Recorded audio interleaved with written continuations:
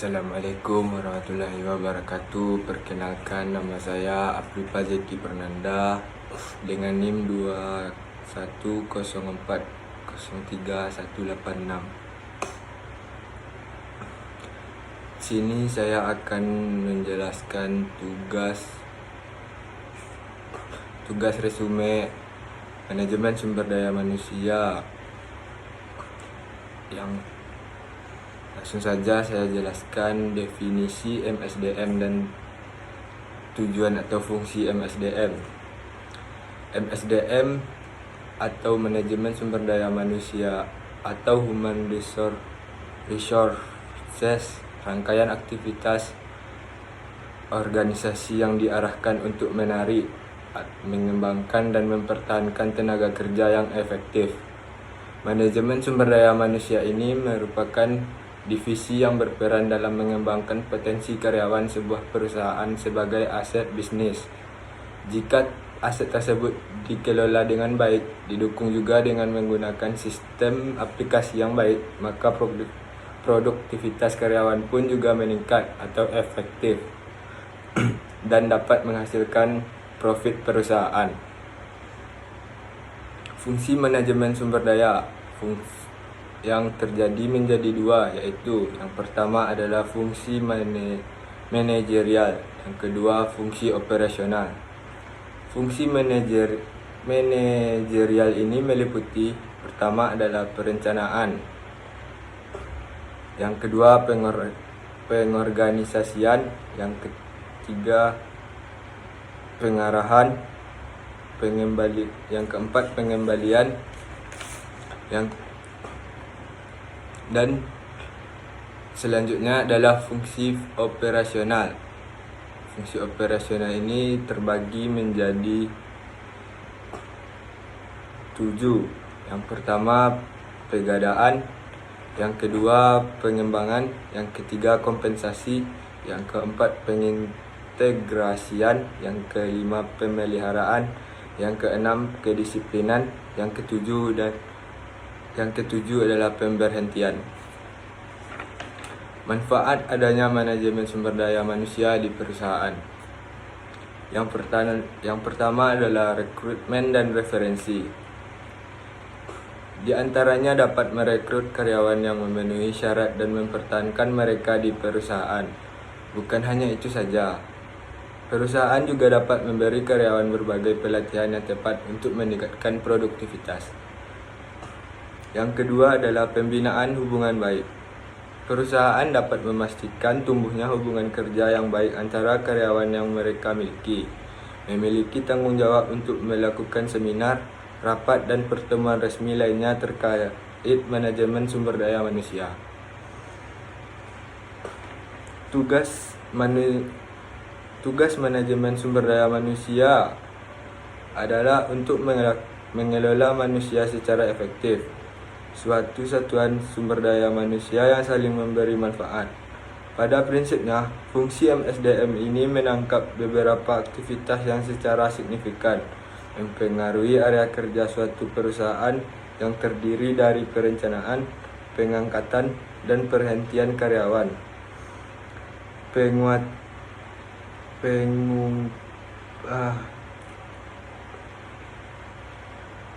penguatan tunjang penilaian kinerja, penghargaan karir, pelatihan, keselamatan dan kesehatan kerja, kepemimpinan serta produktivitas. Pengertian perencanaan manajemen sumber daya manusia. Perencanaan manajemen sumber daya manusia, disingkat PDSM, merupakan fungsi pertama dan utama dari manajemen sumber daya manusia. PDSM ini diproses oleh perencanaan dan hasilnya menjadi rencana atau plan. Dalam rencana ditetapkan tujuan dan pedoman pelaksanaan serta menjadi dasar kontrol. Perencanaan sumber daya manusia merupakan bagian alur proses manajemen dan menentukan pergerakan manajemen sumber daya manusia perusahaan. Perencanaan sumber daya manusia adalah suatu langkah tertentu yang diambil oleh manajemen personalia guna tersedianya tenaga kerja yang tepat untuk menduduki berbagai kedudukan, jabatan dan pekerjaan yang tepat dalam rangka pencapaian tujuan yang telah ditetapkan. Dapat disimpulkan bahwa perencanaan sumber daya manusia adalah suatu proses dalam menentukan kebutuhan tenaga kerja baik berasal dari internal maupun eksternal sebuah perusahaan untuk memperoleh dan tersedianya tenaga kerja yang tepat memenuhi kualifikasi dan kompeten sehingga mampu mencapai tujuan-tujuan perusahaan atau organisasi yang telah ditetapkan. Tujuan perencanaan sumber daya manusia. Tujuan perencanaan sumber daya manusia menurut Sodermayanti 2017 adalah yang pertama adalah untuk menentukan kualitas dan kuantitas karyawan dan mengisi semua jabatan perusahaan. Yang kedua, untuk menjamin tersedianya tenaga kerja masa kini maupun masa depan sehingga setiap pekerjaan ada yang mengerjakannya. Yang ketiga, untuk menghindari mismanagement dan tumpang tindih dalam pelaksanaan tugas. Yang keempat adalah untuk mempermudah koordinasi, integrasi dan sinkronisasi sehingga produktivitas kerja meningkat. Yang kelima, menghindari kekurangan atau kelebihan karyawan. Yang keenam adalah untuk menjadi pedoman dalam menetapkan program penarikan, seleksi, pengembangan, kompensasi, kedisiplinan dan pemberhentian karyawan. Manfaat perencanaan sumber daya manusia. Secara lebih sempit, perencanaan sumber daya manusia berarti mengestimasi secara sistematik permintaan dan suplai tenaga kerja organisasi waktu yang akan datang. Pentingnya perencanaan sumber daya manusia perlu kepentingan perseorangan, perusahaan dan nasional. Yang pertama adalah kepentingan perseorangan. Perencanaan sumber daya manusia penting bagi setiap orang karena perencanaan sumber daya manusia dapat menetapkan tujuan yang ingin dicapai. Yang kedua, kepentingan perusahaan. Perencanaan sumber daya manusia ini sangat penting setiap perusahaan atau organisasi untuk dapat meningkatkan daya guna dan hasil guna dalam mencapai tujuan perusahaan. Yang ketiga adalah kepentingan nasional. Perencanaan sumber daya manusia bagi kepentingan nasional sangat penting karena kemajuan suatu negara terletak pada keunggulan sumber daya manusianya. Semakin tinggi mutu sumber daya manusianya, kemajuan negaranya semakin cepat pula. Dalam perencanaan sumber daya manusia, dapat dikatakan secara kategorial bahwa perencanaan mutlak perlu, bukan hanya karena organisasi pasti menghadapi masalah diselimuti ketidakpastian. Ada dua faktor yang mempengaruhi perencanaan sumber daya manusia. Yang pertama adalah faktor internal, yang kedua adalah faktor eksternal. Yang pertama adalah faktor internal. Faktor internal berbagi kendala yang terdapat di dalam organisasi itu sendiri, seperti rencana strategis, anggaran, estimasi produksi dan penjualan, pelunasan usaha, kegiatan baru, dan rancangan organisasi dan tugas pengerjaan. Yang kedua adalah faktor eksternal. Faktor yang pertumbuhan dan perkembangannya berada di luar kemampuan, yang termasuk faktor-faktor eksternal yaitu situasi ekonomi, sosial budaya, politik, peraturan perundang-undangan, teknologi dan pesaing. Rekrutmen adalah suatu proses menarik atau screening dan memilih orang yang memenuhi syarat pekerjaan. Tujuan untuk memikat sebagian pelamar kerja kemudian meningkatkan citra umum organisasi. Fungsi rekrutmen menyediakan sekumpulan calon tenaga kerja atau karyawan yang memenuhi syarat. Yang kedua, agar konsisten dengan strategi, wawasan, dan nilai perusahaan. Yang ketiga, untuk membantu mengurangi kemungkinan keluarnya karyawan yang belum lama bekerja. Yang keempat, untuk mengkoordinasikan upaya perekrutan dengan program seleksi dan pelatihan. Yang kelima adalah untuk memenuhi tanggung jawab dalam upaya menciptakan kesempatan kerja. Manfaat rekrutmen.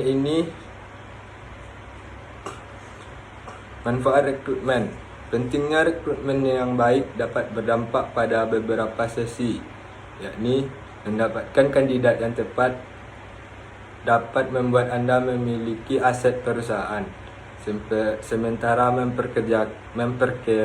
memperkerjakan seseorang yang tidak sesuai dengan kebutuhan akan menambah beban perusahaan. Sumber-sumber perusahaan melakukan rekrutmen. Yang pertama adalah promosi, mengisi kekosongan pada jabatan yang lebih tinggi yang diambil dan pekerja yang jabatannya lebih rendah. Yang kedua, transfer atau rotasi, yaitu memindahkan pekerja dari satu jabatan ke jabatan yang sama jenisnya. Yang ketiga, perkaryaan kembali, berlaku untuk karyawan yang diberhentikan sementara dan dipanggil kembali jika ada jabatan yang kosong. Yang keempat, kelompok pekerja sementara atau kontrak kerja, yaitu sejumlah tenaga kerja yang dikerjakan dan diupah menurut keperluan dengan menghitungkan jumlah jam atau hasil kerja.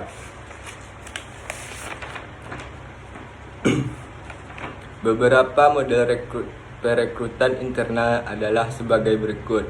Yang pertama adalah rencana suksesi planning, yang mana memfokuskan pada usaha mempersiapkan pekerja untuk mengisi posisi eksekutif.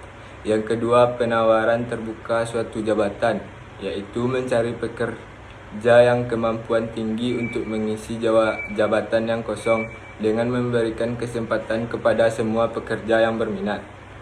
Yang ketiga, pembantuan pekerja. Yang keempat, penggunaan daftar keterampilan, yaitu berisi tentang keterampilan karyawan yang dimiliki perusahaan yang tersimpan dalam dokumen database bagian sumber daya manusia perusahaan. Sumber eksternal dan metode perekrutan dengan sumber eksternal. Yang pertama, lembaga pendidikan. Yang kedua, teman anggota karyawan. Yang ketiga, lamaran terdahulu yang pernah masuk.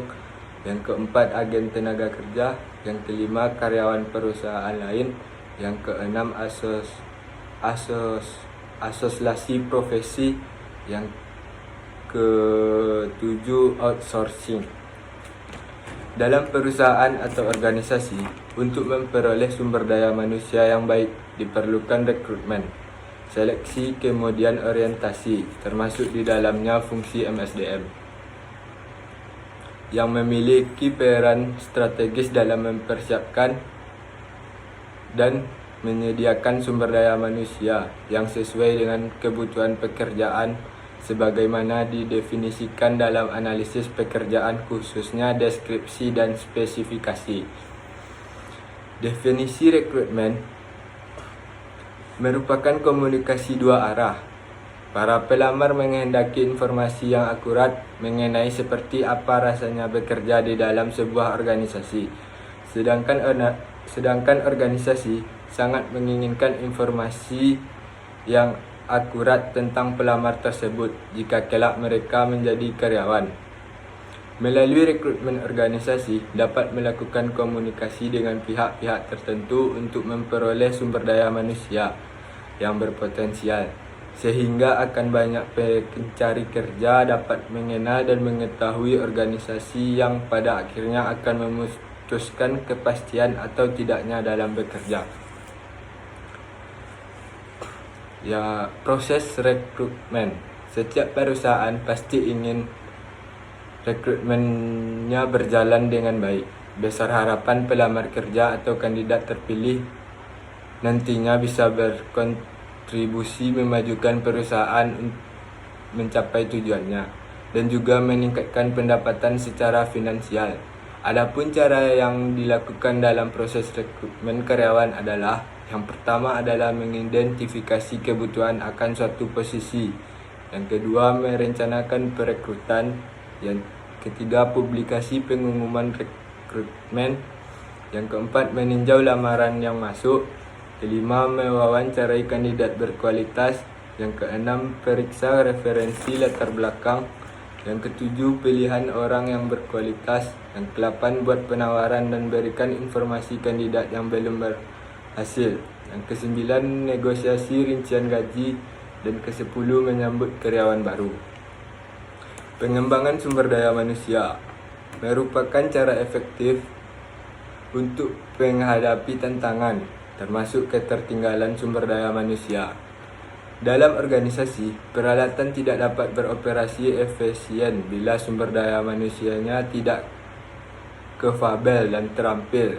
Ini semakin penting untuk ditekankan bila kita menyadari bahwa perubahan teknologi terjadi sangat cepat dan usang, atau investasi dalam teknologi hanya memberi keunggulan kompetitif yang terbatas. Pengembangan manajemen adalah proses bagaimana manajemen mendapatkan pengalaman, keahlian, dan sikap untuk menjadi sukses sebagai pemimpin dalam organisasi. Kegiatan pengembangan ini ditujukan membantu karyawan untuk dapat menangani jahatnya di masa sekarang dan di masa depan. Pengembangan sumber daya manusia pada fakta bahwa setiap tenaga kerja membutuhkan pengetahuan, keahlian, dan keterampilan yang lebih baik. Fokus pada kebutuhan jangka panjang untuk meningkatkan efisiensi dan produktivitas sumber daya manusia dapat dicapai melalui yang pertama adalah peningkatan pengetahuan karyawan, yang kedua mengembangkan keterampilan dan skill karyawan, yang ketiga mengembangkan sikap dan tanggung jawab karyawan terhadap tugas-tugasnya.